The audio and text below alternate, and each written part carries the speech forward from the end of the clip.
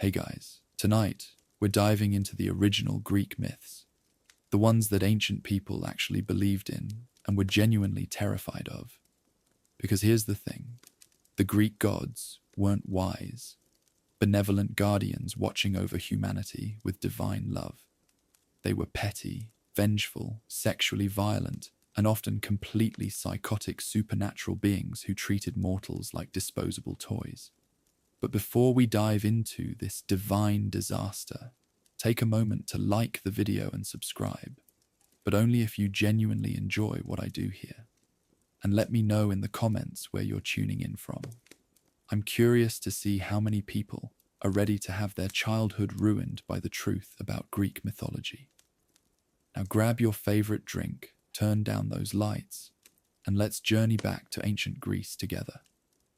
Picture this.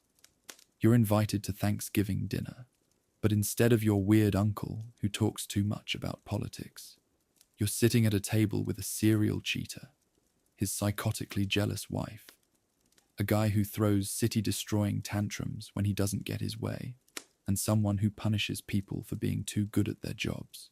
Welcome to family dinner on Mount Olympus, where the cranberry sauce comes with a side of generational trauma, and the family arguments have actual body counts. The Olympians weren't a council of wise, benevolent leaders guiding humanity toward greatness. They were 12 of the most emotionally unstable, morally questionable individuals ever imagined, who just happened to control things like weather, war, and whether your crops would grow this year.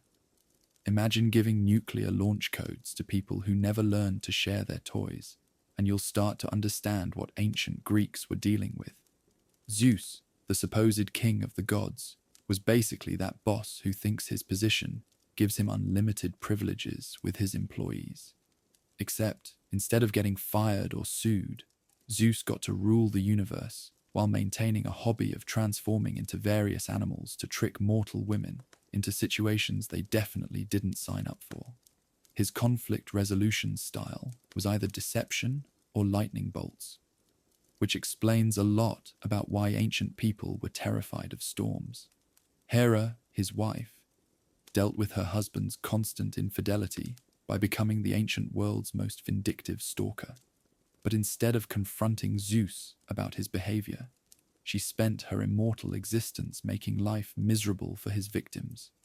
She turned women into animals, cursed them with impossible choices, and made it her personal mission to destroy anyone who was prettier than her or caught Zeus's attention. It's like every toxic relationship story you've ever heard, but with the power to actually ruin people's lives forever.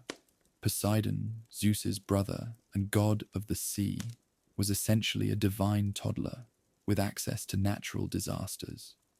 Didn't get the respect he thought he deserved. Time to send a tsunami. Someone built something without asking his permission first. Let's curse their entire family line. He treated the ocean like his personal weapon, and mortals like ants that occasionally annoyed him by existing.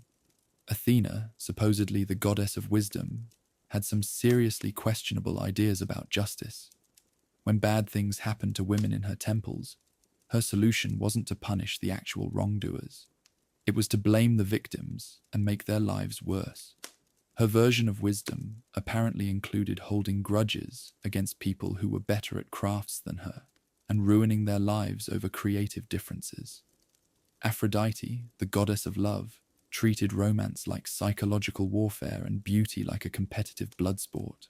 She didn't spread love, she caused wars over it. She cursed anyone who might be prettier than her, manipulated people into destructive relationships for fun, and generally made sure that falling in love in ancient Greece was about as safe as juggling chainsaws. Apollo, the god of music and prophecy, was that guy who thinks being talented gives him the right to be absolutely horrible to everyone around him. He had a habit of eliminating people who refused his advances, cursing musicians who outperformed him, and handing out prophecies that were specifically designed to cause maximum suffering rather than actually help anyone. Artemis, the virgin goddess of the hunt, protected her chastity with the kind of extreme violence that would make modern security systems look casual. Accidentally see her bathing? That's a death sentence. Look at her wrong? Also fatal. Be in the general vicinity when she's having a bad day? Probably not going to end well for you either. Ares, the god of war, was violence personified with the strategic thinking of a brick wall. He wasn't a noble warrior deity, he was chaos and bloodshed for its own sake, the kind of god who would start conflicts just to watch people suffer. Even the other gods found him excessive, which tells you something about how bad things had to get before the Olympians considered it too much. Demeter spent half her time being a reasonable agriculture goddess, and the other half threatening to starve all of humanity whenever she had a family crisis. Her daughter gets kidnapped. Time to end all plant growth on Earth until she gets her way. It's like having a farmer who holds the world's food supply hostage every time something goes wrong in her personal life. These weren't moral exemplars or wise guides for humanity. They were forces of nature with personalities, and their personalities were uniformly terrible. Ancient Greeks didn't worship them because they loved them. They worshipped them because they were absolutely terrified of what would happen if they didn't. Mount Olympus wasn't a shining temple of wisdom and justice. It was more like a reality TV show where everyone has superpowers and no one has learned basic conflict resolution skills. The gods treated human civilization like their personal entertainment system, and humans like disposable characters in whatever drama they were currently obsessing over. If you thought modern horror movies were disturbing, wait until you hear how the Greeks explained how the universe came into existence. These weren't majestic creation stories about divine wisdom bringing forth light and life.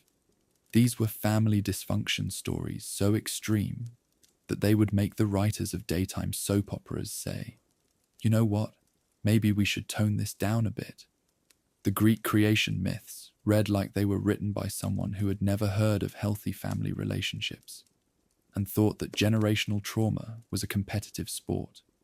We're talking about a cosmology that makes your most dysfunctional relatives look like they have their lives completely together. This isn't the Book of Genesis. This is what happens when you let people with serious daddy issues explain the meaning of existence.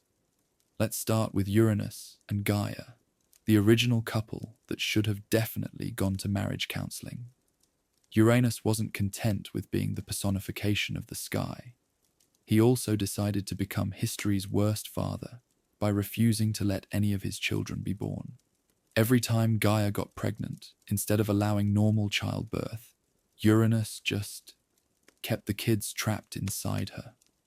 It's like the ancient Greek version of helicopter parenting, except the helicopter never lands and everyone inside is slowly going insane. Gaia, understandably, was not okay with being used as a divine prison for her own offspring. So she did what any reasonable mother would do when her husband has completely lost his mind. She made a giant sickle and convinced one of her children to solve the problem permanently. This wasn't a metaphorical rebellion or a strongly worded letter. We're talking about Cronus volunteering for the ultimate act of family violence with farming equipment.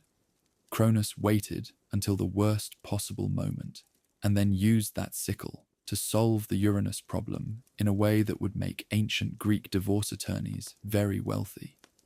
He threw the results into the ocean, and from that mess, Aphrodite was born, which explains a lot about why the goddess of love had such serious issues with healthy relationships.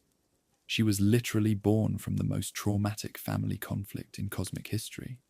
But wait, because it gets so much worse.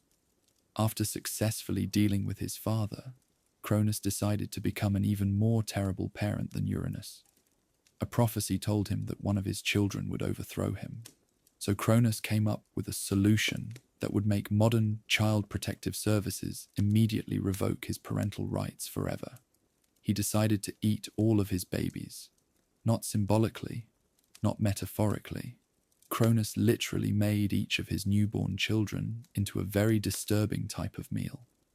Imagine being Rhea, going through pregnancy and childbirth, only to watch your husband treat your baby like it's some kind of divine appetizer.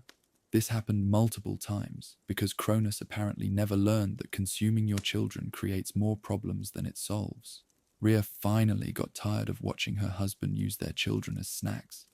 So when Zeus was born, she came up with the ancient world's greatest parenting hack. She hid the baby and gave Cronus a rock wrapped in baby clothes instead. Cronus, apparently not the brightest bulb in the divine chandelier, ate the rock without noticing anything unusual. This raises disturbing questions about how much attention he was paying during the previous incidents. When Zeus grew up and decided to overthrow his father, his method for freeing his siblings was to trick Cronus into vomiting them all back up. The ancient sources describe Zeus giving his father something that made him throw up all the children he'd consumed. Imagine being Hera, Poseidon, or Hades, finally being freed after spending years trapped in your father's digestive system. The therapy bills alone would bankrupt Olympus. But even Zeus, supposedly the wise king of the gods, couldn't break the family tradition of horrifying reproductive choices. When a prophecy said that his wife Metis would give birth to a child more powerful than him, Zeus decided to solve this problem by swallowing his pregnant wife whole, just consumed her entirely while she was still expecting, because apparently running away or having an adult conversation weren't options. The child in question was Athena, who continued developing inside Zeus's stomach and eventually grew large enough that she was giving him splitting headaches. The solution was to have someone crack open Zeus's skull with an axe, allowing Athena to emerge fully grown and armed. She literally had to break out of her father's head with weapons, because that's apparently how childbirth worked in this family. These weren't beautiful allegories about the cycle of generations or inspiring metaphors for political change. These were the literal creation stories that ancient Greeks used to explain how their universe came into existence. The cosmos began with extreme family violence, progressed through systematic infanticide, and established the current divine order through acts of cannibalism and emergency skull surgery. Greek creation myths were essentially generational trauma, written in mythic form, where each generation of gods dealt with their daddy issues by treating their own children even worse than they'd been treated. It wasn't majestic divine creation.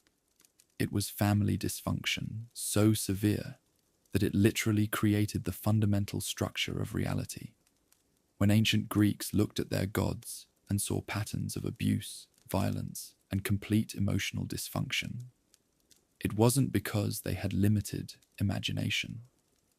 It was because their creation stories began with family members solving every problem through increasingly extreme acts of violence, and things just kept getting weirder from there. This is what passed for cosmology in ancient Greece. The universe exists because somebody's great-great-grandfather got permanently dealt with using farm equipment, and the family dysfunction just escalated from there until it became the natural order of things. Modern family therapy would have prevented the entire Greek pantheon from existing in the first place. Let's talk about Zeus, the king of the gods, and ancient Greece's most prolific shape-shifting predator. If you learned about Zeus in school, you probably heard about him as this wise, powerful ruler who occasionally had affairs with mortal women. But here's what your mythology textbook conveniently left out. Zeus didn't seduce anyone. He was basically a cosmic stalker, with an unlimited costume budget and the worst pickup techniques in mythological history.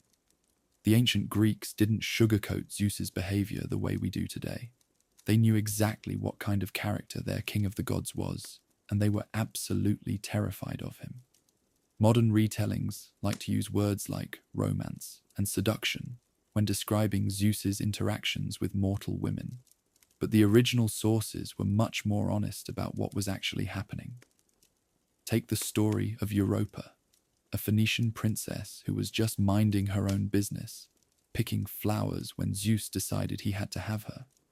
His brilliant plan, transform into a bull and kidnap her by swimming across the Mediterranean Sea with her on his back. This wasn't some charming romantic adventure. It was abduction with extra steps and farm animal cosplay. Europa never consented to any of this, but Zeus apparently thought that turning into livestock made everything okay. Then there's Leda, a Spartan queen, who had the misfortune of being beautiful enough to catch Zeus's attention. His approach this time: transform into a swan and assault her. The ancient sources are very clear about what happened, and it definitely wasn't consensual birdwatching. From this encounter, Leda ended up laying eggs, actual eggs, that hatched into Helen of Troy and her siblings. Zeus's idea of romance apparently involved turning women into unwilling participants in the world's most disturbing nature documentary. Danae got locked in a bronze tower by her father to prevent any prophesied pregnancies, but Zeus found a way around that inconvenient obstacle by transforming into golden rain and infiltrating her prison. Think about that for a second. Zeus literally turned himself into precipitation to assault a woman who was already imprisoned and had no way to escape or defend herself. The ancient Greeks understood this as a story about divine abuse of power, not a romantic fairy tale. The pattern here is pretty clear.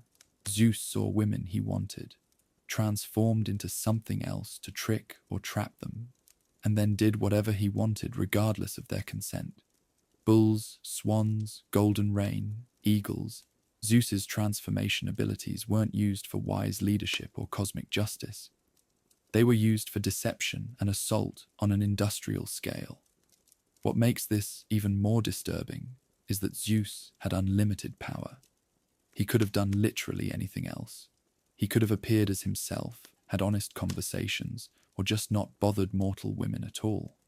Instead, he chose deception and coercion every single time, because apparently the king of the gods had the emotional development of a predatory teenager with supernatural abilities. The ancient Greeks didn't see these stories as romantic adventures or divine blessings. They understood them as examples of what happens when someone with unlimited power has zero moral restraints. Zeus's victims weren't chosen ones or blessed mothers. They were women whose lives were completely destroyed by unwanted divine attention. And here's the really messed up part. Zeus's behavior wasn't portrayed as a character flaw that he eventually overcame. This was just how he operated, constantly and consistently throughout all of Greek mythology. He was the serial offender of the ancient world, and everyone knew it, including the other gods who apparently just decided this was normal behavior for their leader. The transformation aspect makes it even worse because it shows premeditation. Zeus didn't just act on impulse, he planned these encounters. He thought about what form would be most effective for tricking each specific woman, then executed elaborate schemes to deceive and trap them. It's like having a cosmic predator who also happens to be a master of disguise. Modern adaptations love to romanticize these stories, turning them into tales of divine love and mortal women being chosen for special relationships with gods. But the ancient Greeks knew better. They understood that their king of the gods was someone who used his power to harm vulnerable people, and they structured their entire religion around staying out of his way. Zeus wasn't a wise father figure or a noble ruler. He was a cosmic bully with an unlimited ability to harm people and zero accountability for his actions. The lightning bolts weren't symbols of divine justice. They were reminders that Zeus had the power to destroy anyone who tried to stop him or call him out on his behavior. The ancient Greeks lived in constant fear of Zeus, not because they respected him, but because they understood exactly what kind of person he was, and knew that crossing him meant certain destruction. Their king of the gods was essentially an untouchable predator, with weather control powers and a bad habit of turning into farm animals when he wanted to hurt people. When thunder rolled across ancient Greek skies, people didn't think, "Oh, how majestic and wise our king of the gods is." They thought, "I hope Zeus isn't in a bad mood today and looking for someone new to ruin." That's the Zeus that ancient people actually believed in. Not a noble ruler, but a dangerous cosmic predator who happened to control the weather and had absolutely no one who could stop him from doing whatever he wanted to, whoever he wanted. Let's talk about Hera, the goddess of marriage who spent most of her time demonstrating exactly why her marriage was the worst advertisement for the institution in mythological history. If Hera were alive today, she'd be the subject of multiple true crime documentaries and probably have her own Netflix series called Divine Stalker: The Hera Chronicles. Here's the thing about Hera that makes her story so frustrating. She was married to Zeus, the ancient world's most prolific serial cheater. But instead of confronting her horrible husband, she spent centuries making life miserable for his victims. It's like if someone's spouse was constantly having affairs, and instead of getting divorced or demanding better behavior, they decided to declare war on everyone their spouse had ever looked at sideways. Hera's approach to marital problems was essentially, my husband is terrible, so I'm going to punish everyone except my husband. This wasn't occasional jealousy or normal relationship drama. This was systematic, methodical revenge carried out over centuries against people who were usually unwilling participants in Zeus's schemes in the first place. Take the story of Io, a priestess who had the misfortune of being beautiful enough to catch Zeus's attention. After Zeus assaulted her, Hera's solution wasn't to punish Zeus for his behavior. It was to transform Io into a cow and then torment her with a gadfly that would sting her constantly, driving her to wander the earth in agony for years. Imagine being turned into livestock and then tortured with insects because someone else's husband was a predator. Then there's Lamia, a queen who became another victim of Zeus's unwanted attention. Hera's response was to kill all of Lamia's children and then curse her to become a child-eating monster who would be driven mad by grief and forced to devour other people's children. This wasn't justice.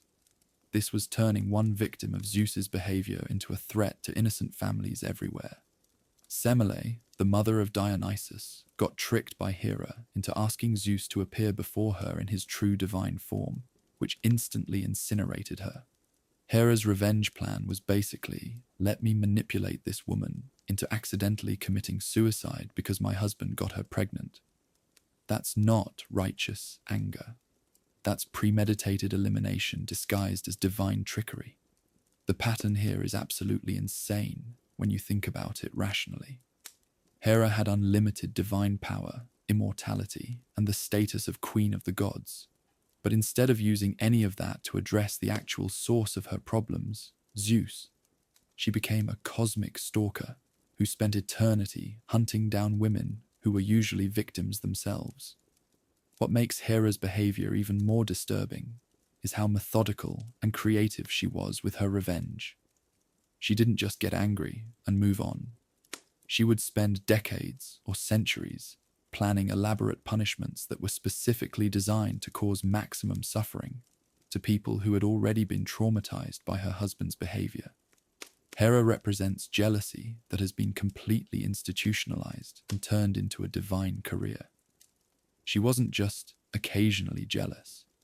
She was professionally vindictive.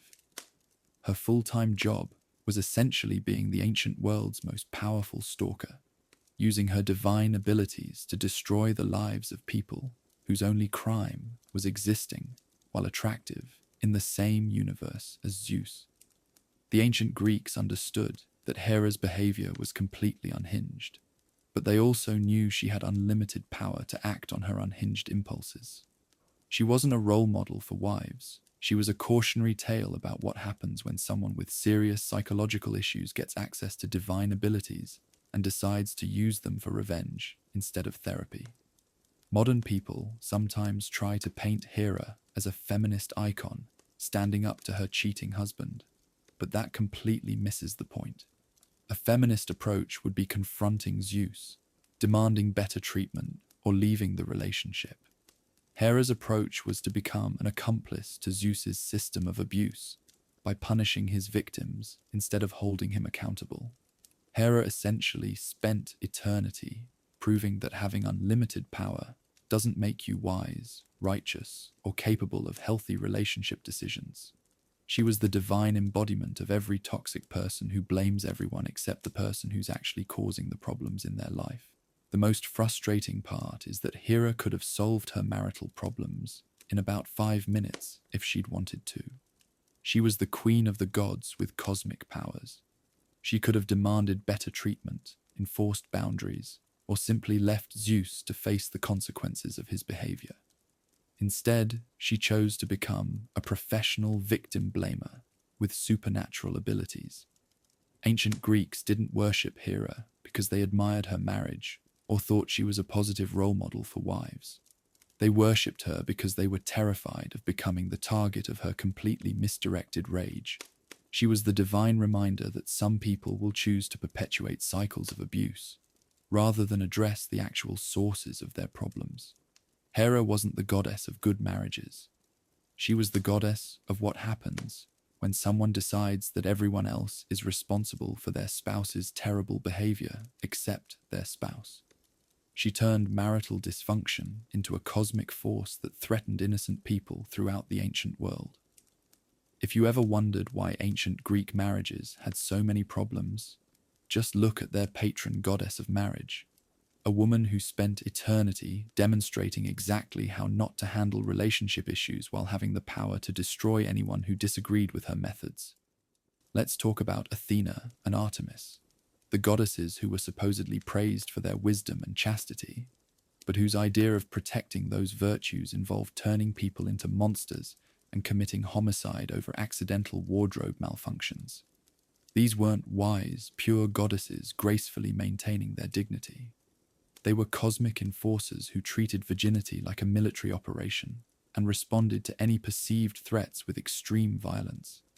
Athena was supposedly the goddess of wisdom, which makes her actual decision-making process absolutely baffling to anyone with functioning brain cells.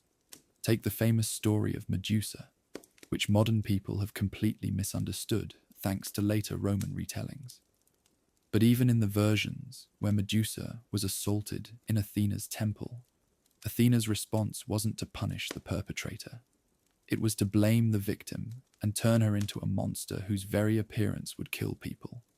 Think about that logic for a second. Someone gets harmed in your temple, and your solution as the goddess of wisdom is to make sure that person can never have normal human contact again and will accidentally eliminate anyone who looks at them wrong. That's not justice. That's creating a walking weapon of mass destruction and calling it punishment for being victimized. But Athena's victim blaming didn't stop there. She had a habit of turning people into spiders, snakes, or other creatures whenever they had the audacity to be better at crafts than her. Arachne was transformed into a spider for being too good at weaving. The message was clear. Don't excel at anything the goddess of wisdom considers her specialty, or you'll spend eternity as an 8-legged reminder of what happens when mortals get too talented. Athena's approach to wisdom apparently included holding grudges against people for being naturally gifted, punishing assault victims for being assaulted, and generally making sure that her reputation for intelligence was maintained through threats of transformation rather than actual wise decision-making. Then there's Artemis, the virgin goddess of the hunt, who protected her chastity with the kind of extreme security measures that would make modern bodyguards look casual. Artemis didn't just value her virginity, she turned it into a death cult where any perceived threat to her purity resulted in immediate and permanent consequences for whoever accidentally crossed her. The story of Actaeon is probably the most famous example of Artemis's completely disproportionate response to minor inconveniences. Actaeon was out hunting and accidentally saw Artemis bathing. He didn't plan it, didn't try to spy on her, didn't make inappropriate comments. He just happened to be in the wrong place at the wrong time and caught a glimpse of the goddess without clothes. Artemis's response transformed him into a deer and let his own hunting dogs tear him apart. That's not protecting your modesty. That's committing homicide because someone accidentally saw you naked. Imagine if every time someone accidentally walked into the wrong bathroom, they got turned into an animal and then eaten by their own pets. That's the level of response we're talking about here. But Artemis didn't stop with accidental peeping incidents. She had a whole collection of stories about eliminating people for various perceived slights against her virginity or hunting abilities. She killed the children of Niobe because their mother bragged about having more children than Artemis's mother. She demanded the sacrifice of Iphigenia because her father claimed to be a better hunter than the goddess. The pattern here is absolutely insane. Artemis treated any perceived challenge to her status, abilities, or purity as a capital offense that required immediate and permanent solutions. She was like a cosmic security system that had been set to eliminate first, ask questions never. Both goddesses essentially turned their supposed virtues, wisdom and chastity, into weapons that they used to terrorize anyone who might theoretically challenge them in any way. This wasn't virtuous behavior. This was paranoid violence disguised as protecting divine principles. What makes their behavior even more disturbing is how disproportionate their responses always were. Athena didn't just disagree with people or prove them wrong. She turned them into creatures that would suffer for eternity. Artemis didn't just avoid romantic relationships. She eliminated people for accidentally seeing her or theoretically challenging her hunting skills. The ancient Greeks understood that these goddesses' virtues were actually dangerous obsessions that made them unpredictable and violent. Wisdom and chastity were supposed to be positive qualities, but Athena and Artemis had turned them into excuses for extreme overreactions to minor problems. Virginity, in the hands of Artemis, wasn't a personal choice or spiritual practice. It was a ticking time bomb that could explode into lethal violence at any moment. Wisdom, according to Athena's example, wasn't about making good decisions or helping people. It was about maintaining your reputation through threats and transformations. These weren't role models for young women or examples of divine virtue. They were cautionary tales about what happens when someone turns personal choices into violent enforcement mechanisms and decides that their reputation is more important than other people's lives. Ancient Greek parents probably used stories about Athena and Artemis to teach their children important lessons like, don't be too good at anything, and always knock before entering any area that might contain a bathing goddess. These weren't inspiring tales of female empowerment. They were survival guides for avoiding the attention of deities who had turned their virtues into deadly weapons. The message was clear. When goddesses protect their virtues at sword point, everyone else needs to be very, very careful about how they exist in the same universe as those virtues. Let's talk about Dionysus, the god that modern people think was just about having a good time and drinking wine. If you learned about Dionysus in school, you probably heard about him as the fun party god who brought joy and celebration to ancient Greece.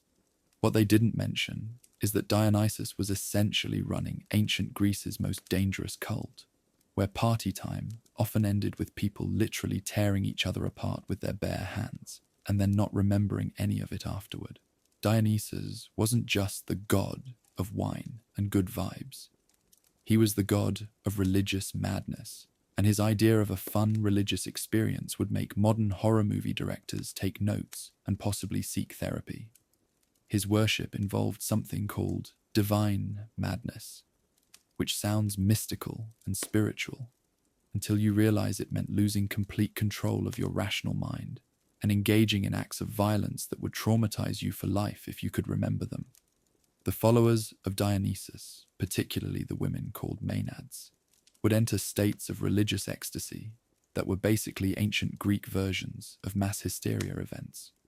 But instead of fainting or speaking in tongues, these religious experiences involved dismembering people and animals while believing they were doing something completely different.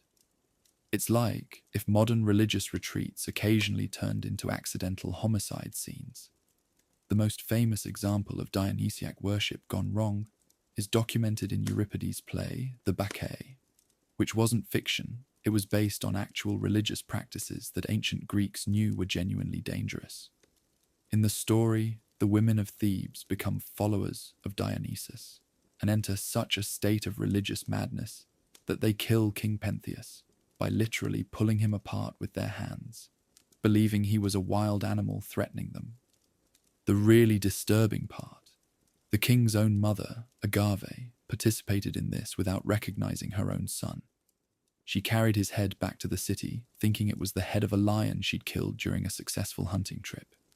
When the madness finally wore off and she realized what had actually happened, the psychological trauma was so severe that it destroyed her completely.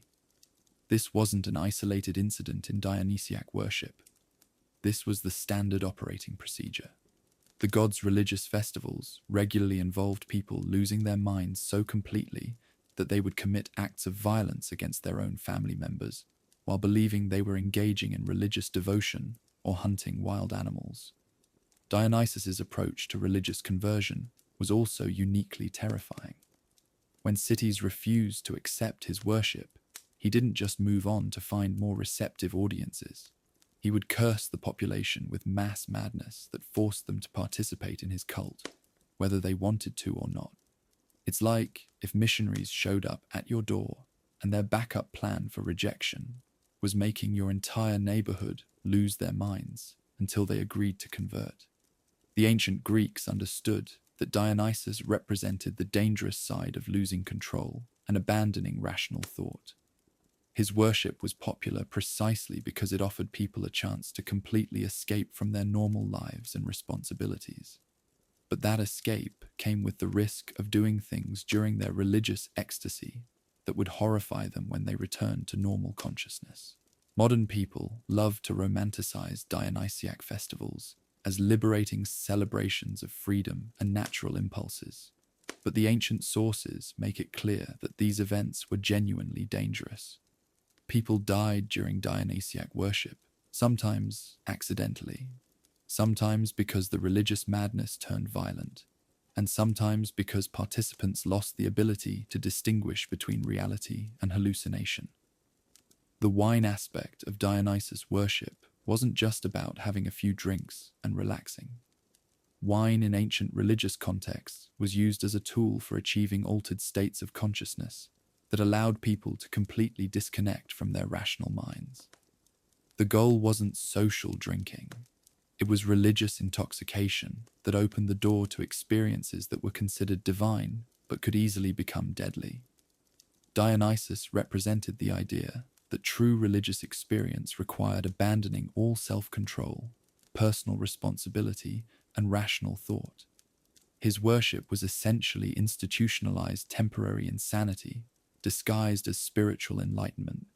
The god promised transcendent experiences, but delivered them through methods that would make modern psychologists immediately recommend intensive therapy for everyone involved. Ancient Greeks didn't participate in Dionysiac worship because they thought it was safe or sensible.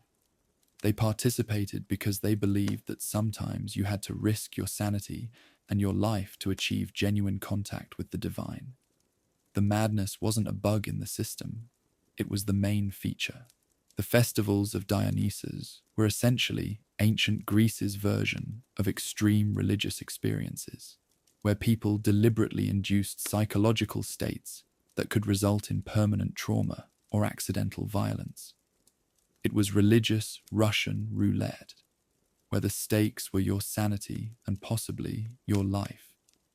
When ancient Greeks talked about the dangers of religious worship, Dionysus was exactly what they were worried about.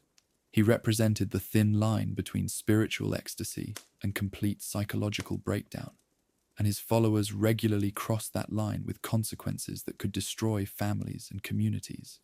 Dionysus wasn't the fun party god. He was the god who made religious experience so intense and dangerous that people would literally lose their minds and wake up having done things that would haunt them forever. That's not celebration. That's weaponized spirituality with a wine chaser. Here's one of the most terrifying aspects of ancient Greek religion that modern people completely underestimate. The gods didn't stay on Mount Olympus minding their own divine business.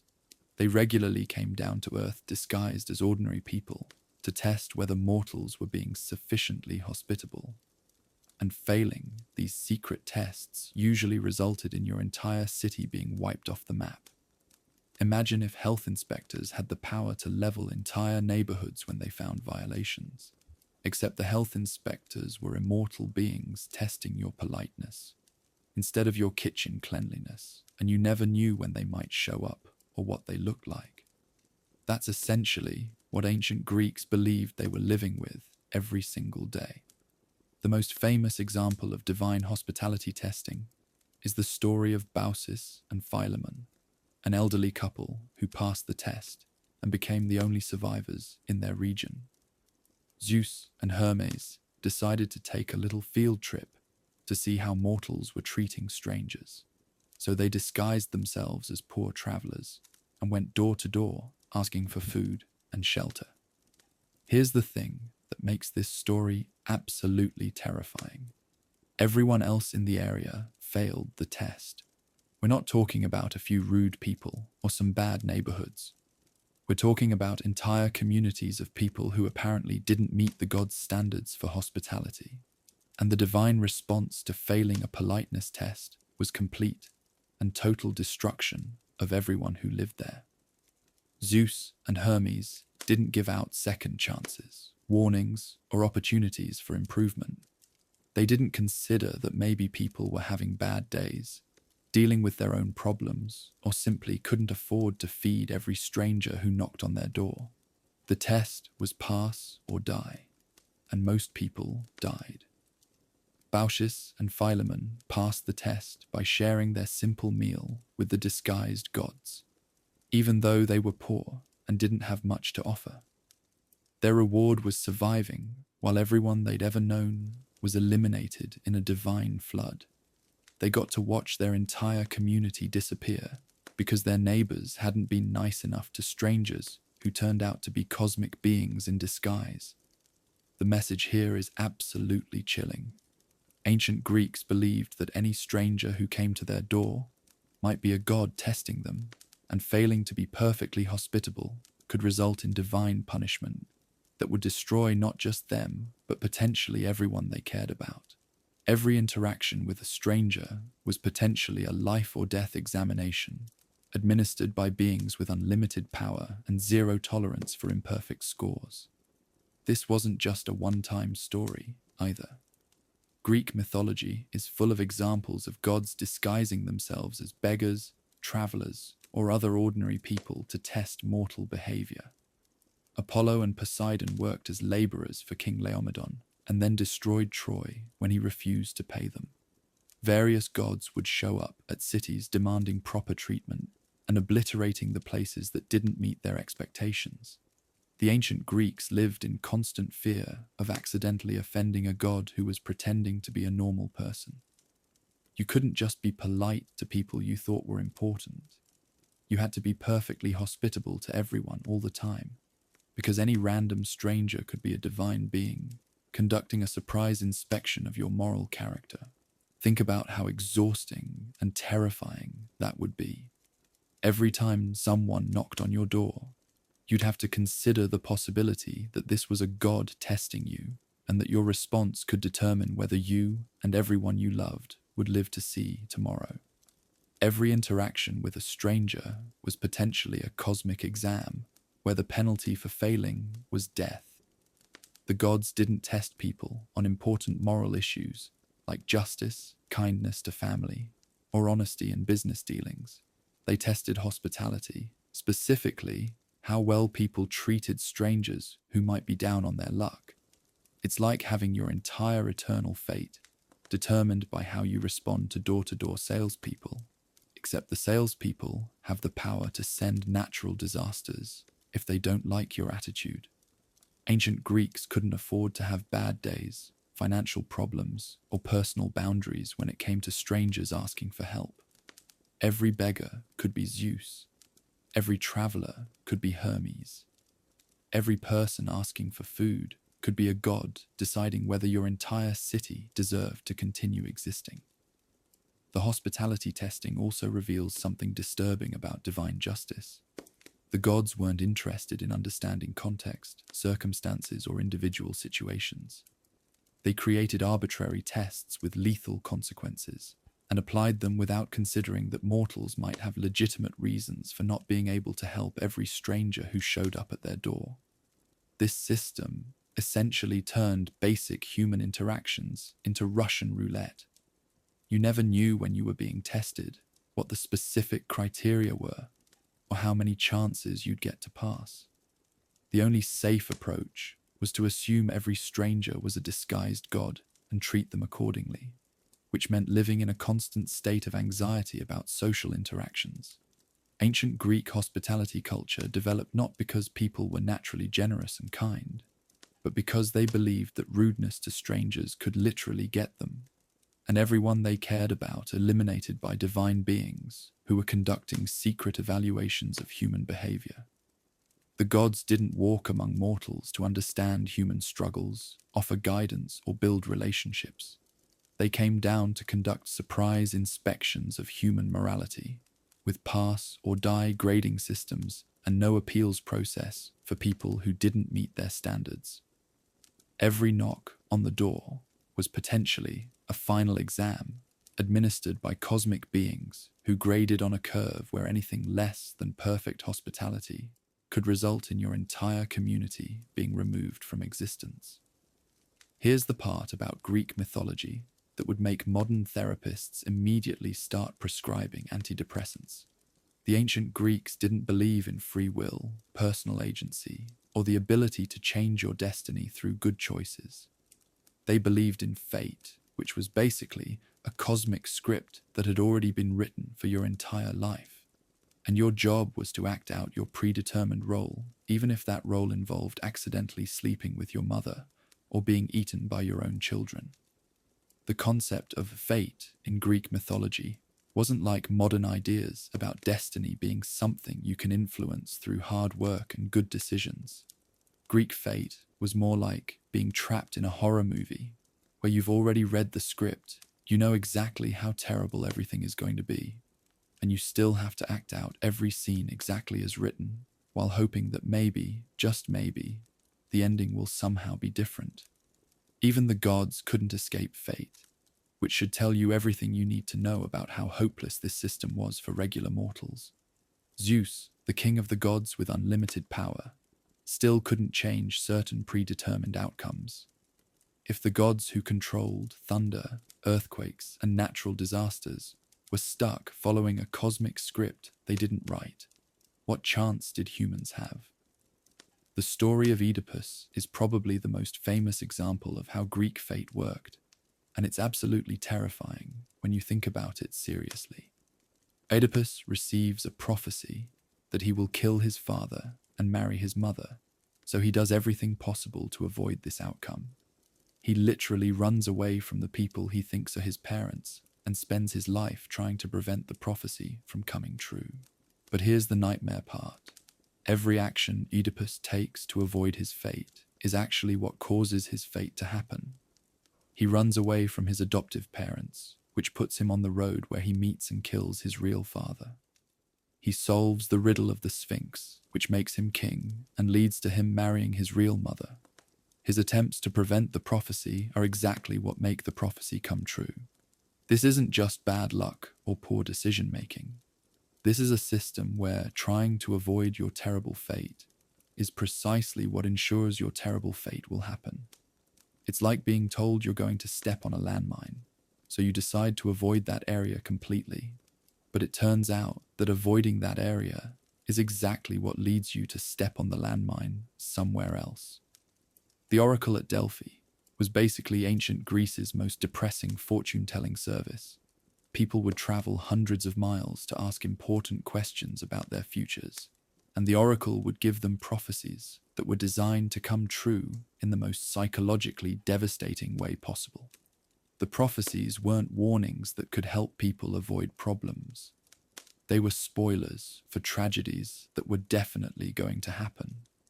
Achilles knew from prophecy that he could either live a long, peaceful life and be forgotten, or die young in battle and be remembered forever. He chose glory and early death. But here's the thing. The prophecy meant that these were his only two options. He couldn't choose to live a long life and be remembered for something other than war. The predetermined choices were boring and forgotten, or famous and dead, with no third option available. The really cruel part about Greek fate is that it often worked through something called prophetic irony, where people's attempts to avoid their predicted futures are exactly what make those futures come true. It's like the universe was run by someone with a really dark sense of humor, who enjoyed watching people desperately try to escape predetermined outcomes that were specifically designed to be inescapable. King Laius tried to prevent the prophecy about his son Oedipus by having the baby abandoned on a mountainside. But the person who was supposed to leave the baby to die instead gave him to another family. Laius's attempt to prevent his son from growing up and fulfilling the prophecy directly caused his son to be raised by other people, which made the prophecy possible in the first place. Ancient Greeks lived with the understanding that their most important life events, who they would marry, how they would die, whether they would be successful or ruined, had already been determined by forces completely beyond their control. They could make daily choices about what to eat or wear, but the big stuff was already written in stone by cosmic forces that didn't care about their preferences. This created a culture where people simultaneously tried their best to live good lives, while also accepting that their major outcomes were predetermined and probably terrible. It's like playing a video game where you can control your character's movements, but the ending has already been programmed, and there's nothing you can do to change it.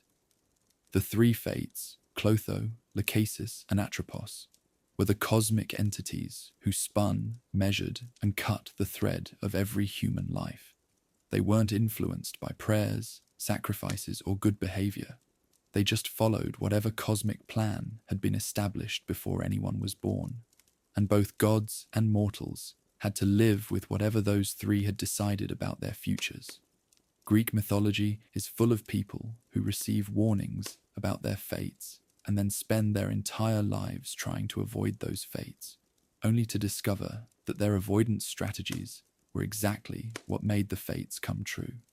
It's like being told you're going to fall into a pit, so you spend your life looking up at the sky to avoid seeing any pits, which means you inevitably fall into a pit because you weren't watching where you were going. The ancient Greeks didn't believe that good people got rewarded and bad people got punished. They believed that everyone got whatever fate had been predetermined for them, regardless of their moral choices or personal efforts. You could be the most virtuous person in the world and still end up with a fate involving accidental incest and self-inflicted blindness, because that's what was written in your cosmic script before you were born. This wasn't a religion that offered hope for better outcomes through faith and good works. This was a worldview that said your major life events had already been decided by forces that didn't care about your happiness, your morality, or your personal preferences. And your job was to live through whatever had been predetermined while trying to maintain some dignity in the face of cosmic indifference. Let's talk about ancient Greek religious practice, which was basically a divine protection racket disguised as spiritual worship. If you think modern tithing is expensive, wait until you hear about a religious system where the gods demanded you literally burn valuable livestock on a regular basis just to avoid having your city destroyed by plagues, earthquakes, or divine temper tantrums. Ancient Greek sacrifice wasn't about spiritual communion, moral improvement, or developing a closer relationship with the divine. It was about paying tribute to cosmic mobsters who had made it very clear that failure to provide regular offerings would result in consequences that would make your life significantly shorter and more miserable than it needed to be. The burnt offerings weren't symbolic gestures or metaphorical expressions of devotion. They were literal bribes designed to keep the gods from getting angry enough to ruin your harvest, sink your ships, or send plague to your family. Think of it as ancient Greece's version of paying protection money, except instead of dealing with human criminals, you were dealing with immortal beings who controlled natural disasters and had unlimited time to hold grudges. Animal sacrifice was the backbone of Greek religious practice, and we're not talking about occasional special ceremonies.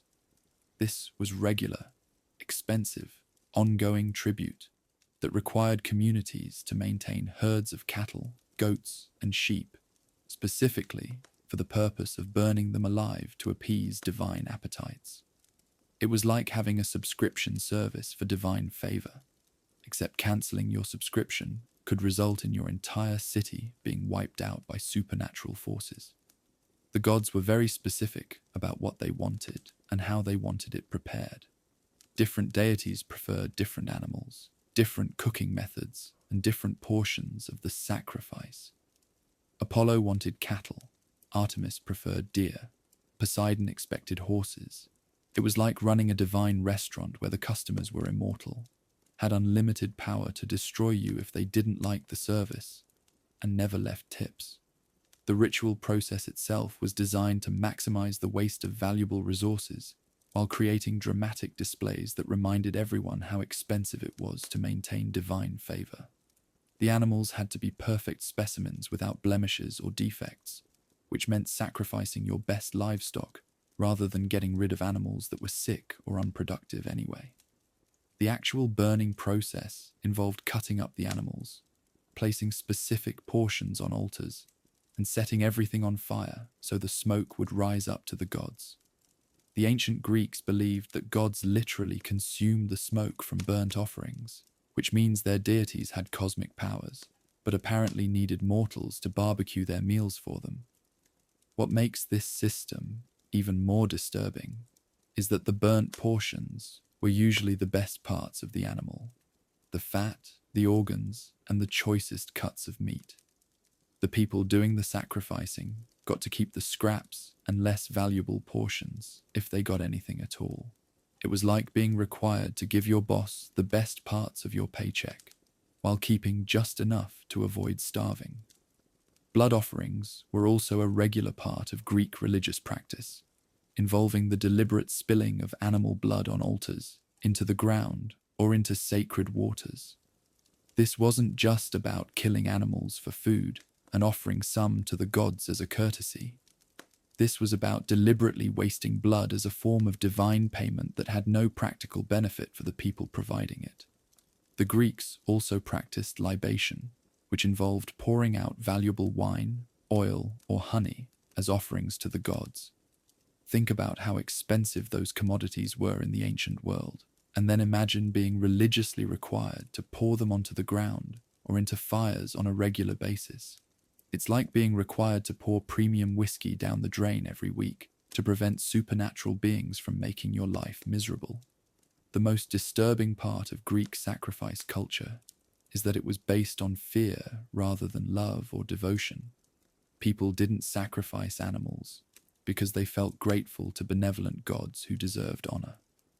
They sacrificed animals because they believed that failure to provide adequate tribute would result in divine punishment that could destroy their families, their communities, and their livelihoods.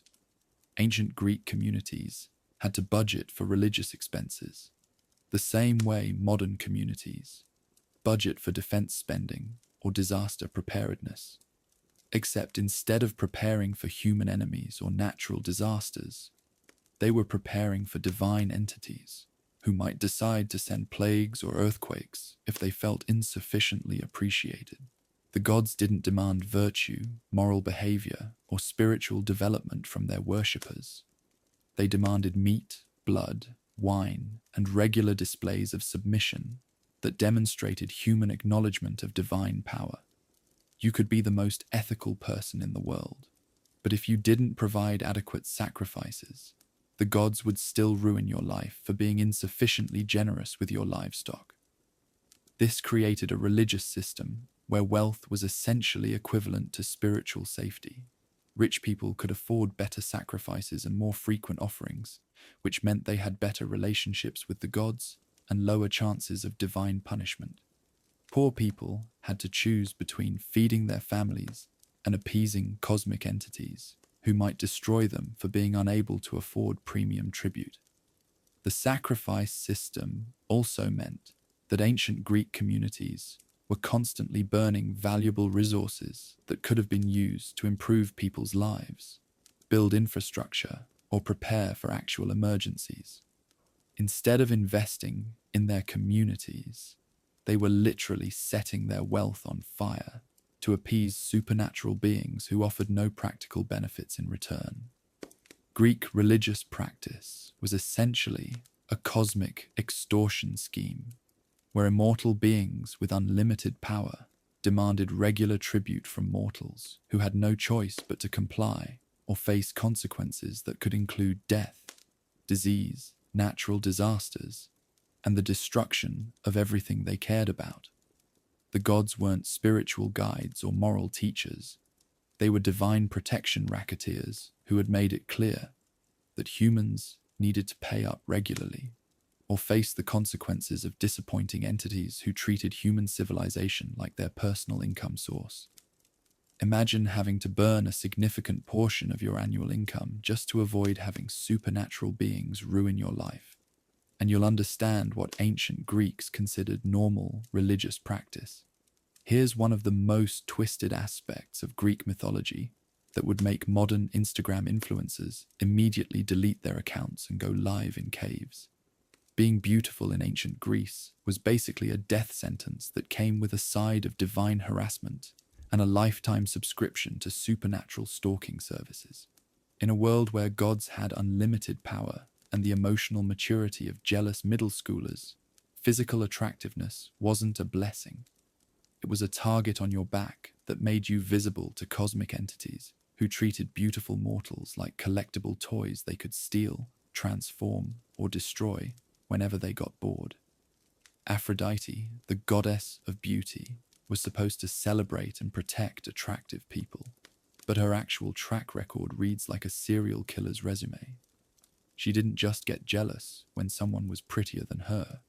She would orchestrate elaborate revenge schemes that ruined people's lives for the crime of existing while attractive. It's like having a beauty pageant judge who responds to competition by arranging accidents for the other contestants. The story of Psyche is a perfect example of how dangerous it was to be beautiful in ancient Greece. Psyche was so gorgeous that people started worshipping her instead of Aphrodite, which you'd think would be flattering for the goddess of beauty. Instead, Aphrodite's response was to try to destroy Psyche's life by making her fall in love with the most hideous creature possible. When that plan backfired, Aphrodite subjected Psyche to a series of impossible tasks designed to eliminate her. Think about that for a second. Being too beautiful was literally considered an offense against the gods that required divine punishment. Psyche didn't do anything wrong. She was just born attractive enough that people admired her, and that was apparently a capital crime in the eyes of a goddess who was supposed to represent beauty itself. The myth of Narcissus shows what happened when the gods decided that someone was too in love with their own appearance. Narcissus was cursed to fall in love with his own reflection and waste away staring at himself in a pool of water until he died. His crime, being beautiful and knowing it. The message was clear. If you're attractive, you better not act like you're aware of it, or the gods will arrange for you to literally love yourself to death. But even being beautiful and modest wasn't safe. The goddess Artemis had a habit of eliminating people who were attractive enough to catch her attention, regardless of whether they were interested in her or not. Orion was a skilled hunter who apparently looked good enough that Artemis noticed him, and various myths describe him being eliminated either by Artemis herself or by divine forces she set in motion. The pattern here is absolutely terrifying. Attractive people in Greek mythology were constantly being kidnapped, transformed, cursed, or eliminated by gods who either wanted to possess them, felt threatened by them, or just decided they were too pretty to be allowed to exist peacefully. Europa was minding her own business, picking flowers, when Zeus decided her beauty made her his property and kidnapped her by transforming into a bull. Leda was living her life as a queen when Zeus decided she was attractive enough to assault while disguised as a swan. Danae was locked in a tower specifically to protect her from divine attention, but Zeus still found a way to get to her by transforming into golden rain. The message was clear. If you were beautiful enough to catch divine attention, your consent, your preferences, and your existing life didn't matter. The gods treated attractive mortals like they were public property that could be claimed by any divine entity who found them appealing. Even being beautiful and dedicating yourself to a goddess's service wasn't protection. The priestesses and attendants of various goddesses were often specifically chosen for their beauty, but that same beauty made them targets for other gods who didn't care about their religious vows or divine protection. Being beautiful and trying to serve the gods was like painting a target on yourself, while asking for divine protection from the same entities who might decide to ruin your life. The ancient Greeks understood that physical beauty was essentially a supernatural hazard that attracted the worst kind of divine attention. Parents probably prayed that their children would be attractive enough to find good marriages, but not attractive enough to catch the attention of gods who treated beautiful mortals like entertainment or collectibles. Ancient Greek beauty culture developed not because people thought attractiveness was universally positive, but because they understood it was dangerous and needed to be carefully managed to avoid divine consequences. You wanted to be beautiful enough to have good opportunities in life, but not beautiful enough to become the object of divine obsession. The myths consistently show that the safest approach to being attractive in ancient Greece was to be beautiful in a way that didn't attract supernatural attention, which was basically impossible because the gods had unlimited time to notice attractive people and unlimited power to ruin their lives when they felt like it. Beauty in Greek mythology wasn't about self-expression, confidence, or personal satisfaction. It was about managing a potentially lethal natural resource that could make your life wonderful if you were lucky, but could also make you the target of immortal beings who treated attractive mortals like toys they could play with, break, and discard whenever they got bored. The ancient Greeks didn't celebrate beauty the way modern people do, because they understood that attractiveness came with risks that could literally destroy your entire existence if you caught the wrong, divine attention at the wrong time. Being beautiful in ancient Greece was like winning a lottery, where the prize was increased chances of being kidnapped, transformed, cursed, or eliminated by supernatural entities who had unlimited power and no accountability for their actions. The gods didn't protect beautiful people. They collected them, and the collection process usually involved destroying everything about their lives that made them human in the first place. Let's talk about Greek heroes, who modern people imagine as noble role models and inspiring examples of courage and virtue. The reality: Greek heroes were basically cosmic janitors whose job was cleaning up messes that the gods had created, usually by being forced into situations so dangerous and traumatic that most of them ended up dead, insane, or permanently damaged by the experience. The ancient Greeks didn't call these guys heroes because they were morally superior or made great life choices.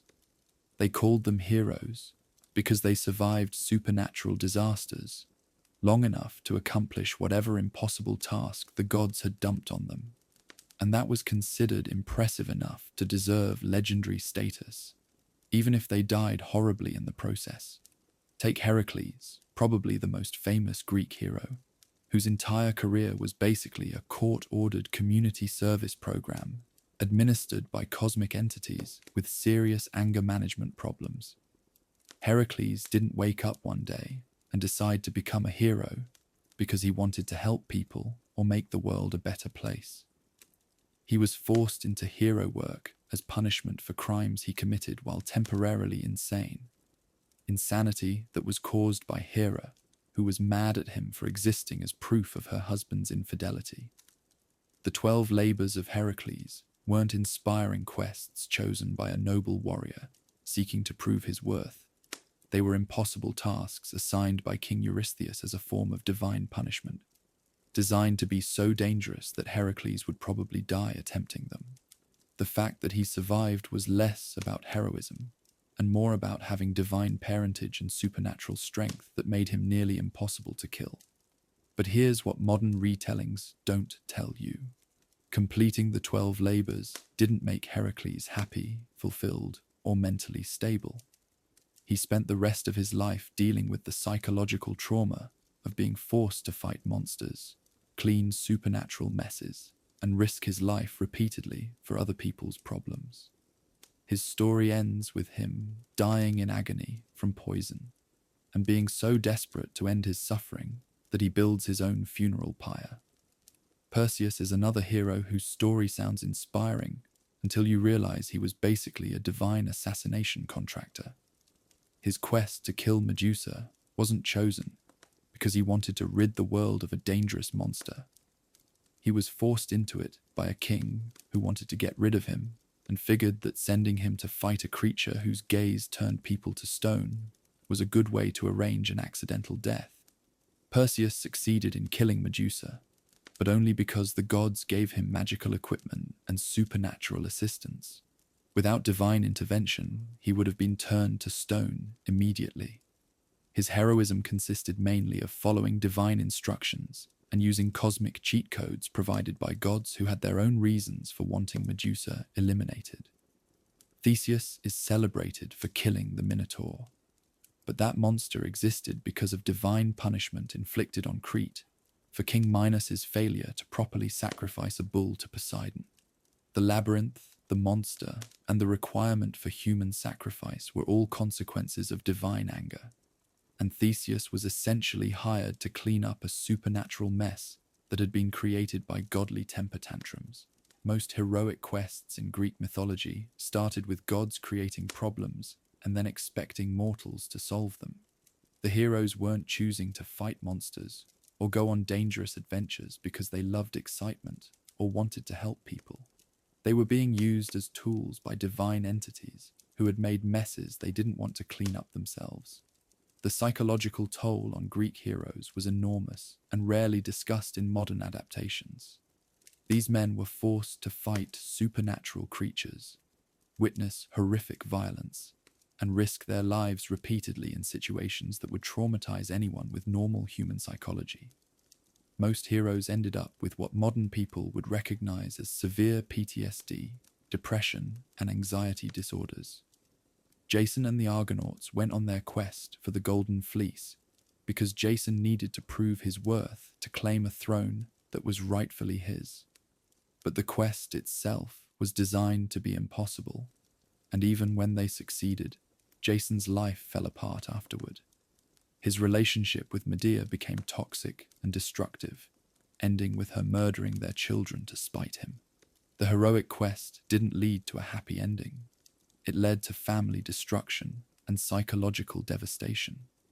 Greek heroes were also typically abandoned by the gods once their usefulness had ended. The same divine entities who provided magical assistance during dangerous quests would disappear when heroes needed help with the aftermath of their adventures. It was like having supernatural employers who provided excellent equipment and support during projects, but offered no healthcare or retirement benefits. The ancient Greeks understood that heroism was essentially a form of divine conscription, where mortals were drafted into solving problems created by immortal entities who had unlimited power, but apparently couldn't be bothered to fix their own mistakes. Heroes weren't chosen for their moral character or noble intentions. They were chosen for their ability to survive impossible situations and accomplish tasks that gods didn't want to handle personally. Most Greek heroes died violently, went insane, or spent their later years dealing with curses and divine punishment that made their lives miserable despite their legendary accomplishments. Heroism in ancient Greece wasn't a path to happiness or fulfillment. It was a dangerous job that usually ended badly for the people who were forced to do it. The heroic quests that modern people find inspiring were originally understood as cautionary tales about what happened when you caught divine attention and got drafted into cosmic cleanup duty. The heroes weren't role models, they were examples of how being useful to the gods could ruin your life, even if you successfully completed whatever impossible task they assigned to you. Greek heroes were essentially supernatural contractors who got hired for dangerous jobs, received minimal support during the work, and were abandoned to deal with the consequences alone once the gods had gotten what they wanted from them. The message wasn't, be brave and noble like these heroes. The message was, hope you never catch divine attention and get forced into heroism, because even if you succeed, it probably won't end well for you. Let's talk about Hades, the one Greek god who actually had his act together, but got a terrible reputation because his job involved managing dead people, and nobody likes thinking about mortality. If the Greek gods were a dysfunctional corporation, Hades would be the competent middle manager who does his job professionally, while his colleagues upstairs spend their time harassing employees and setting the office on fire. Here's what's absolutely wild about Hades in the context of Greek mythology. He was probably the most ethical, reliable, and honest member of the entire pantheon. But he got branded as the evil one because he happened to be in charge of the afterlife. It's like assuming the funeral director is evil because he works with dead people, even though he's the only person in town who actually does his job without causing unnecessary drama. Hades didn't cheat on his wife the way Zeus did. He didn't spend centuries stalking and tormenting people the way Hera did.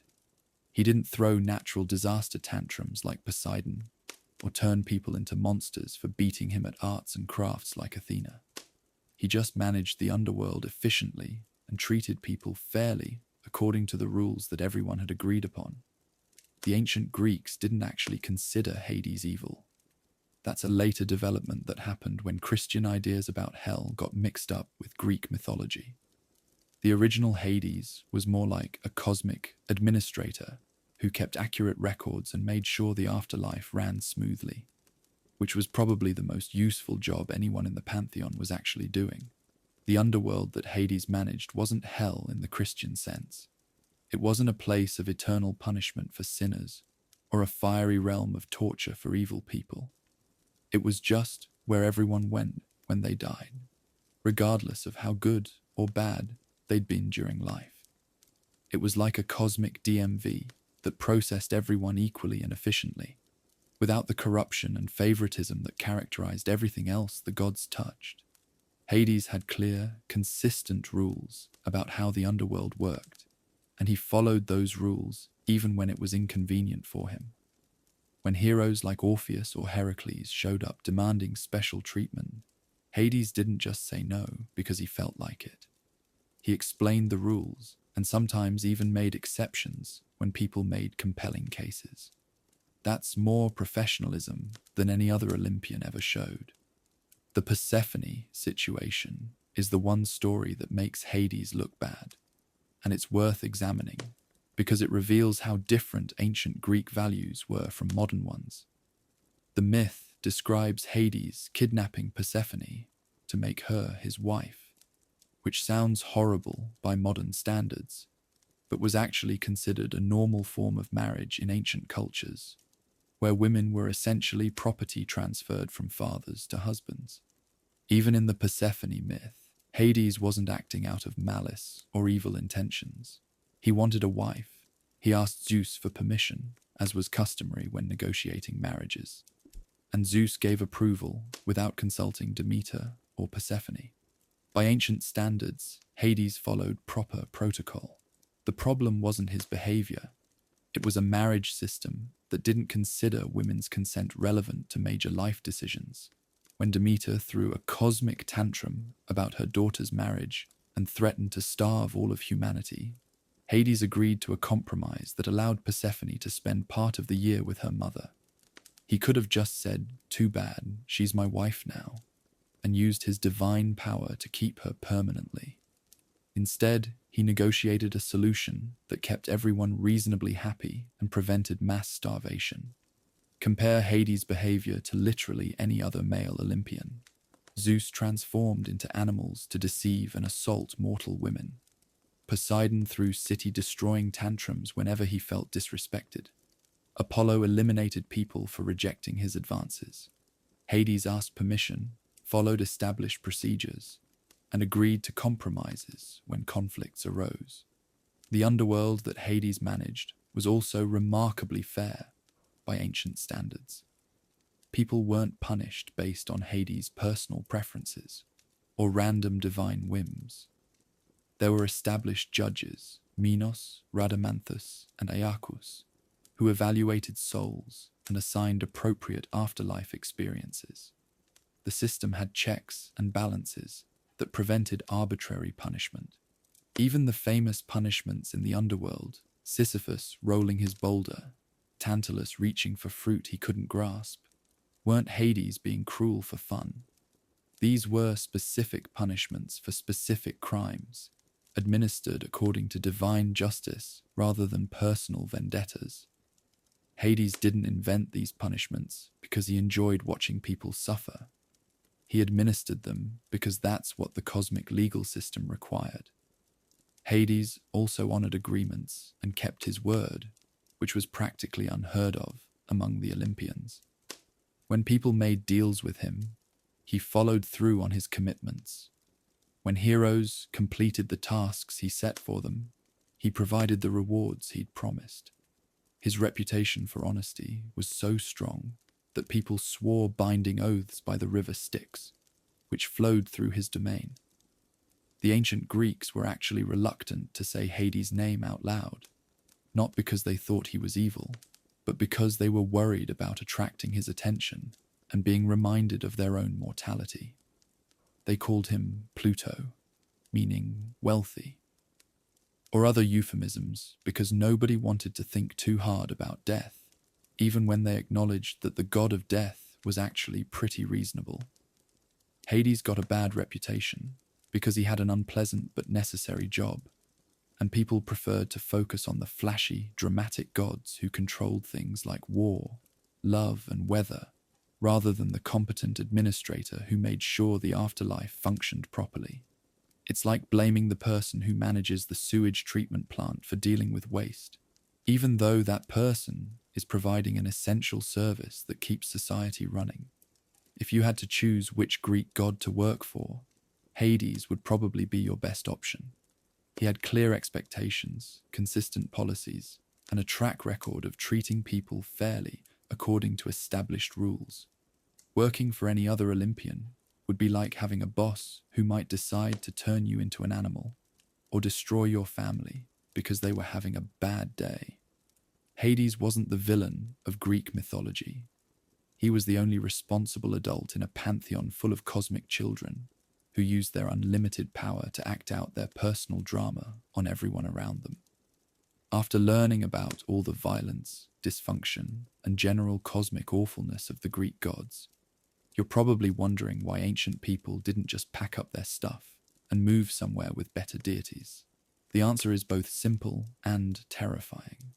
Ancient Greeks didn't worship their gods because they loved them or found them morally inspiring. They worshipped them because they were absolutely terrified of what would happen if they didn't. Greek religion wasn't about spiritual fulfillment, moral guidance, or developing a personal relationship with benevolent divine beings. It was a supernatural protection racket where cosmic entities with unlimited power had made it very clear that failure to provide adequate worship, sacrifice, and respect would result in consequences that could destroy your life, your family, and your entire civilization. Imagine if the most powerful people in your society were also the most unstable, vindictive, and prone to extreme overreactions, and they had the ability to control weather, disease, earthquakes, and crop failures. Now imagine that these people never died, never forgot grudges, and had unlimited time to make your life miserable if you offended them. That's essentially what ancient Greeks believed they were dealing with every day. The gods weren't worshipped because they were good. They were worshipped because they were dangerous. It's like paying protection money to mobsters, except the mobsters were immortal, had supernatural powers, and considered things like forgetting to sacrifice a goat or being too good at weaving to be personal insults that required violent retaliation. Ancient Greek cities spent enormous amounts of money on temples, festivals, and sacrifices, not because they wanted to honor divine virtue, but because they were trying to stay on the good side of entities who could send plagues, natural disasters, or military defeats if they felt insufficiently appreciated. It was essentially a citywide insurance policy against supernatural revenge. The religious calendar was packed with festivals designed to keep different gods happy at different times of year. The Athenians had the Panathenaea for Athena, the Dionysiac festivals for Dionysus, and dozens of other celebrations that were basically elaborate attempts to demonstrate sufficient respect for divine egos that needed constant validation. These festivals weren't joyful celebrations of divine love and wisdom. They were expensive, mandatory demonstrations of civic submission to cosmic bullies who might destroy the city if they felt like the party wasn't impressive enough. It's like having to throw birthday parties for dangerous people who might burn down your house if they don't like the cake. The ancient Greeks understood that their gods were morally questionable at best and completely psychotic at worst. But they also understood that moral evaluation was irrelevant when dealing with entities who had the power to destroy everything you cared about. You don't have to like your gods. You just have to keep them from deciding that you need to be eliminated. Individual worship was also based on fear and practical considerations, rather than spiritual devotion. People made offerings to specific gods when they needed specific favors, or wanted to avoid specific disasters. Sailors offered sacrifices to Poseidon, not because they loved him, but because they were terrified of what he might do to their ships if he felt disrespected. The prayer practices of ancient Greeks were essentially divine customer service interactions, where mortals tried to negotiate with cosmic entities who had short tempers and unlimited power to grant or deny requests. You didn't pray to the gods because you trusted their wisdom or wanted spiritual guidance. You prayed to them because you wanted something and knew they could destroy you if they felt like your request was insufficiently respectful. Ancient Greek parents taught their children about the gods not to provide moral instruction or spiritual comfort, but to ensure their children would be afraid enough of divine punishment to follow religious protocols that might keep the family safe from supernatural retaliation. It was like teaching children about dangerous animals or natural hazards, important safety information rather than inspiring moral guidance.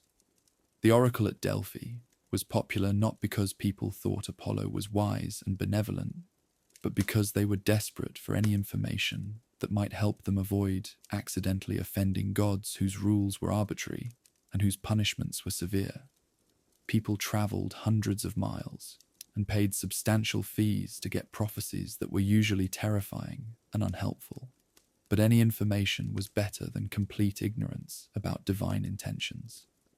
Ancient Greek religious practice was essentially a massive, ongoing effort to manage supernatural threats that could never be completely eliminated or controlled. The gods were like natural disasters with personalities, unpredictable, dangerous, and impossible to reason with, but potentially manageable if you followed the right procedures and provided adequate tribute. The mythology served as a warning system that taught people what kinds of behavior attracted divine punishment and what kinds of offerings might provide temporary protection. The stories weren't meant to be inspiring. They were meant to be terrifying enough that people would take religious obligations seriously and avoid the kinds of mistakes that had gotten other people transformed into spiders or eaten by their own children. Ancient Greeks developed elaborate religious protocols, not because they wanted to worship their gods, but because they wanted to survive in a universe controlled by immortal beings who treated human civilization like their personal entertainment system and human lives like disposable toys in whatever cosmic games they felt like playing. The religious system worked because it was based on accurate understanding of divine character, rather than wishful thinking about divine benevolence.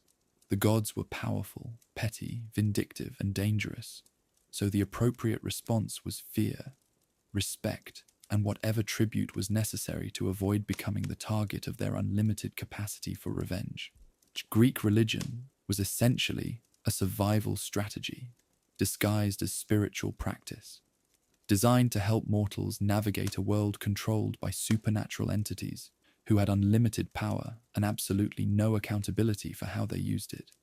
You didn't worship the Greek gods because you loved them. You worshipped them because ignoring them was suicide. And even perfect worship was no guarantee that they wouldn't ruin your life anyway if they got bored or felt like causing some drama. Here's the most unsettling truth about Greek mythology. The gods weren't alien beings with incomprehensible cosmic wisdom or perfect divine nature. They were just humans with unlimited power and immortality, which is possibly the most terrifying combination imaginable. The Greeks didn't create perfect deities to aspire to. They created amplified versions of human flaws and gave them the ability to act on those flaws without consequences. Zeus wasn't wise and noble. He was that guy who thinks being in charge gives him the right to do whatever he wants. Except instead of getting fired or arrested, he got to rule the universe forever. His power didn't make him better than humans. It just made his human flaws infinitely more dangerous. He had the ego of an insecure dictator, the impulse control of a spoiled teenager, and the accountability of absolutely no one. Hera wasn't a dignified queen goddess. She was that person who stays in a toxic relationship and makes everyone else pay for her partner's bad behavior. She had human jealousy and spite, but with divine power behind it, which meant her relationship problems became everyone else's nightmare. Her loyalty to Zeus was admirable in theory, but her method of expressing that loyalty involved centuries of psychological warfare against innocent people. Poseidon was essentially a human with anger management issues who happened to control the ocean. His tantrums weren't mysterious divine justice. They were the underwater equivalent of road rage, except instead of honking his horn or making rude gestures, he could destroy entire civilizations. He had the emotional regulation of a person who never learned to count to 10 before reacting, but with the power to back up every petty grievance with natural disasters. The ancient Greeks understood something that modern people often miss. Giving humans unlimited power doesn't make them better humans. It just makes their human problems everyone else's problems. The gods weren't transcendent beings who had evolved beyond human flaws. They were humans whose flaws had been amplified to cosmic proportions and given unlimited resources to express themselves. Athena had human intelligence and pride, but divine power meant her intellectual arrogance could literally transform people into monsters. Apollo had human artistic talent and vanity, but godhood meant his ego trips could involve eliminating anyone who outperformed him. Artemis had human desires for privacy and autonomy, but immortality meant she could enforce those preferences with lethal violence forever. What made the Greek gods so believable to ancient people wasn't their perfection. It was their familiarity. Everyone knew people like Zeus, Hera, and Poseidon. Everyone had encountered human beings with those exact personality flaws and destructive behavior patterns. The only difference was that the gods had unlimited power to act on their worst impulses without ever facing consequences or being forced to change. The gods weren't warnings about divine wrath or cosmic justice. They were warnings about what happens when human nature gets unlimited power and immortality. They showed what people become when they never have to grow, learn, or face accountability for their actions.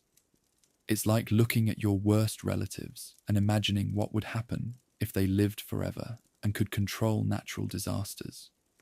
Greek mythology was essentially a psychological experiment. Take every toxic human personality trait, give it unlimited power, and see what happens. The answer was gods who were petty, vindictive, jealous, violent, and completely incapable of healthy relationships, but with the ability to make their dysfunction everyone else's problem for eternity. The gods had human desires for validation, recognition, and control, but without human limitations like death, consequences, or the need to cooperate with others to survive. They were humans without the experiences that force humans to develop wisdom, empathy, or self-control. They were essentially eternal teenagers with nuclear weapons. Ancient Greeks didn't worship these gods because they represented ideals to strive toward. They worshipped them because they represented human nature with all its flaws, amplified to cosmic proportions, and given the power to destroy anything that annoyed them. The gods weren't better than humans. They were humans without the constraints that make humans bearable. The mythology served as both entertainment and warning. This is what people become when they have unlimited power and no accountability. The gods weren't aspirational figures. They were cautionary tales about human nature, unleashed without limitations, consequences, or the need for personal growth. Every Greek god was recognizable as a specific type of problematic human. The cheating husband, the vindictive ex-wife, the violent drunk, the narcissistic artist, the controlling parent, the jealous sibling. The only difference was that these problematic humans happened to control fundamental forces of nature and could never be stopped, changed, or reasoned with. The Greeks created gods in their own image, but they were honest about what human nature actually looked like when stripped of consequences and amplified by unlimited power. They didn't romanticize their deities or pretend they were morally superior. They acknowledged that gods were just humans with cosmic abilities and eternal lifespans. This made the gods terrifyingly believable because everyone could recognize the human personalities behind the divine powers. Zeus wasn't some mysterious cosmic force. He was that boss, that neighbor, that relative who abuses their authority and gets away with it. The only difference was scale and permanence. The Greek gods were warnings disguised as mythology. This is what humans become when they never have to change, never face consequences, and never run out of power to impose their will on others. They weren't meant to be worshipped for their goodness. They were meant to be appeased because they were exactly as terrible as the worst humans you've ever known, except immortal and armed with supernatural abilities. Imagine waking up every morning knowing that literally everything you do throughout the day could potentially offend an immortal being with unlimited power and a hair-trigger temper.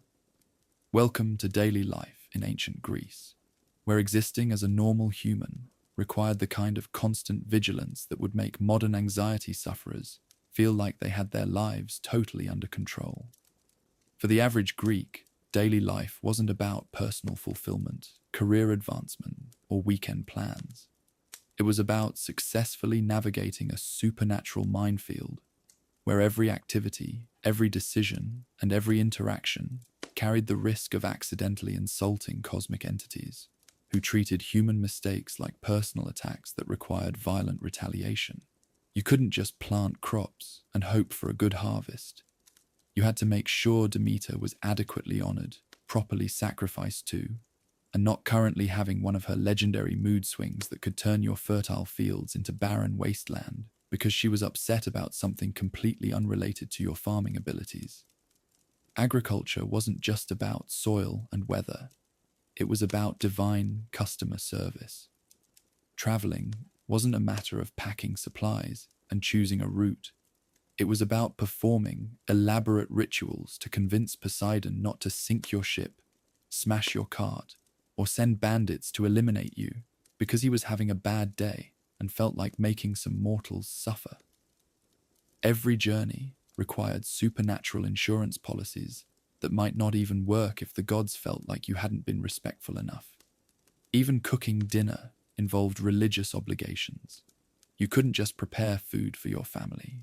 You had to offer the first and best portions to Hestia, the goddess of the hearth, because failing to share your meal with the gods was considered theft of divine property. Every meal was a religious ceremony where forgetting the proper protocols could result in your entire household being cursed with starvation or kitchen fires. Childbirth wasn't just a medical and family event. It was a negotiation with Artemis, who might decide that your baby was too beautiful and needed to be eliminated to prevent future complications, or with Hera, who might curse your child for existing as a reminder of some ancient grudge she was holding against your family line. Having children meant hoping that multiple goddesses would decide your offspring weren't worth their attention.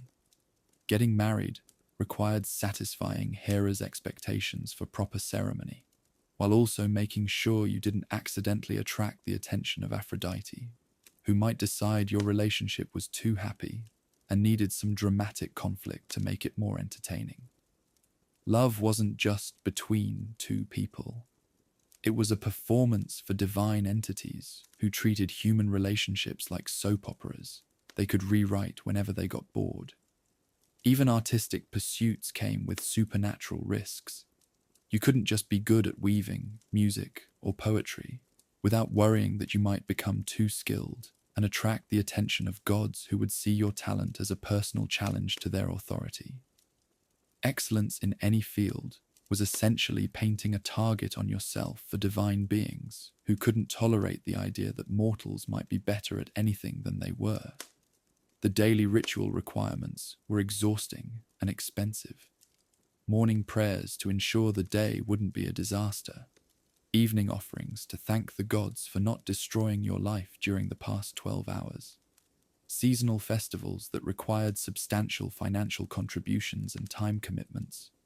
Monthly sacrifices to maintain minimum acceptable relationships with divine entities, who might otherwise decide you needed to be taught a lesson about proper respect.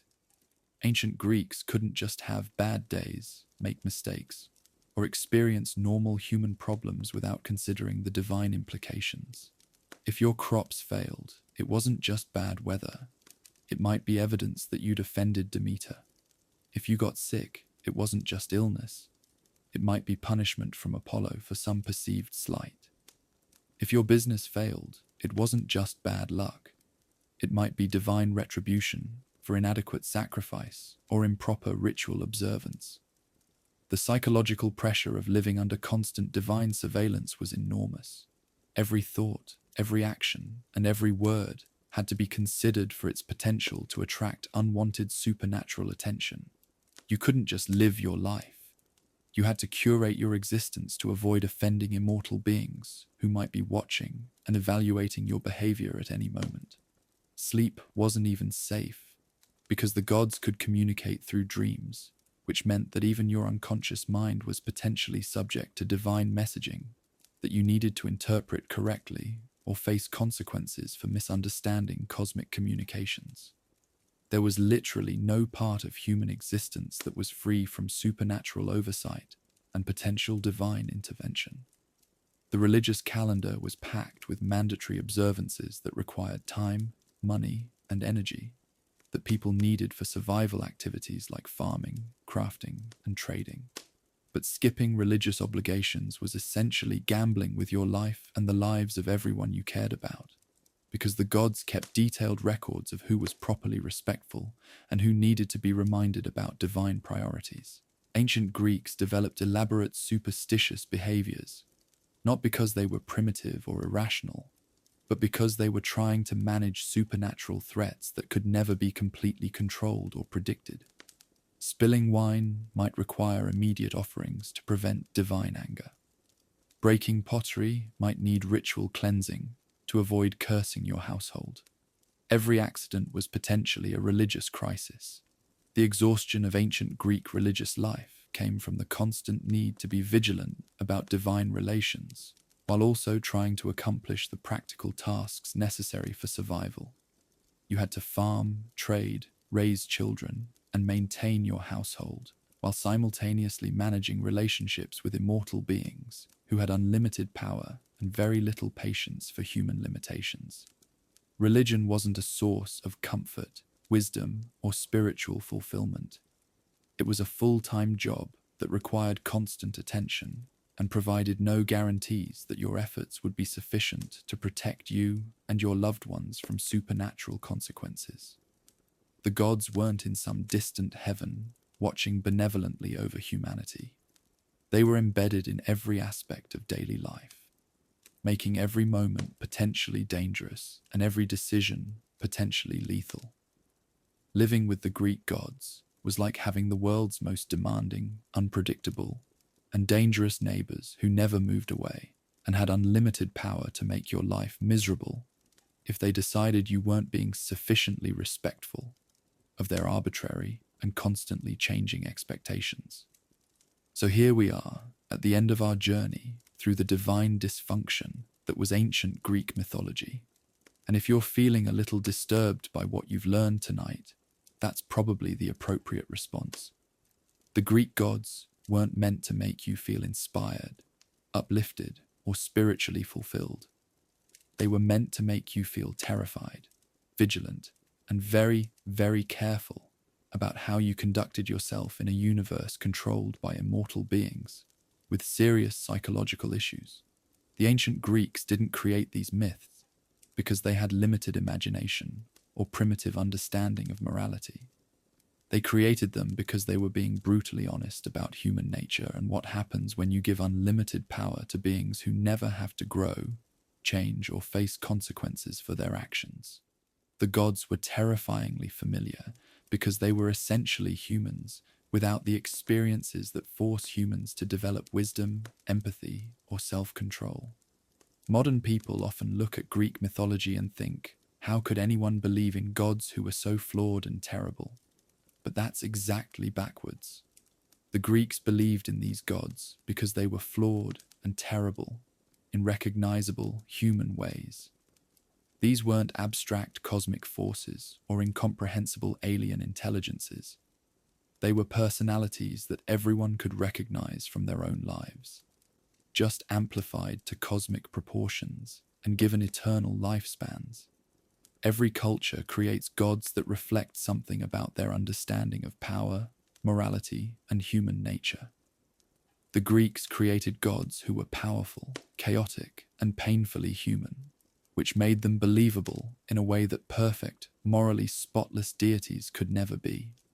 When you've met people like Zeus, Hera, and Poseidon in your own life, it's not hard to imagine what they'd be like with unlimited supernatural abilities and no accountability. The dark truth about Greek mythology isn't that the ancient Greeks were primitive or morally confused. The dark truth is that they understood something about human nature that makes modern people uncomfortable, give humans unlimited power and immortality, and you don't get wise, benevolent leaders. You get cosmic bullies who treat other beings like entertainment and disposable resources. The Greek gods were warnings, disguised as mythology. They showed what people become when they never have to develop beyond their worst impulses, never face consequences for their actions, and never run out of power to impose their will on others. They were cautionary tales about unchecked authority, unlimited privilege, and what happens when beings with serious character flaws get to make all the rules. What makes Greek mythology so enduring isn't the heroic adventures or romantic stories that get turned into Disney movies. It's the uncomfortable recognition that the gods are disturbingly familiar, that we've all known people with their exact personality flaws and destructive behavior patterns. The only difference is scale and consequences. The Greeks understood that their gods weren't role models or moral examples. They were cosmic forces that had to be managed, appeased, and survived rather than loved or admired. Their religion was based on fear and practical necessity rather than devotion and spiritual fulfillment, because they recognized that power without accountability inevitably becomes dangerous to everyone who has to live under it. Modern adaptations love to romanticize Greek mythology, turning the gods into misunderstood anti-heroes or complex characters with redeeming qualities. But the ancient Greeks knew better. They understood that their gods were exactly as terrible as they appeared to be, and that the appropriate response to dangerous beings with unlimited power was caution, respect, and whatever tribute was necessary to avoid becoming targets. The real dark truth about the Greek gods is that they were never supposed to be good. They were supposed to be powerful, unpredictable, and terrifyingly familiar. They reflected the ancient Greek understanding that power corrupts, immortality stagnates, and human nature without limitations becomes monstrous.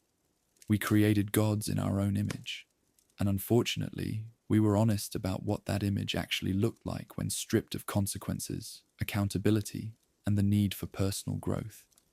The Greek gods weren't perfect beings we should aspire to become. They were warnings about what we might become if we never had to change. The Greeks gave us gods who were raw, chaotic, and painfully human, because they understood that those were the kinds of gods that humans would actually create if they had the power to do so. They weren't trying to inspire us with divine perfection.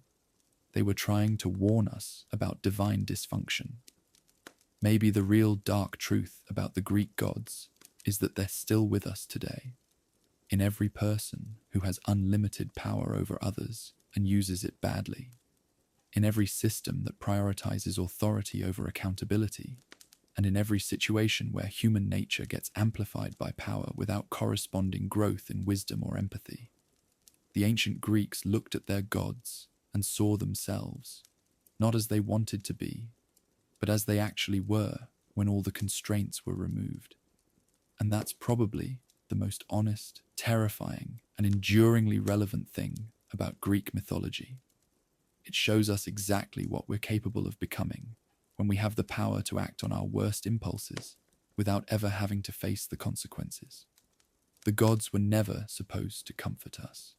They were supposed to remind us why power without accountability is dangerous, why immortality without growth is terrifying, and why human nature without limitations inevitably becomes monstrous.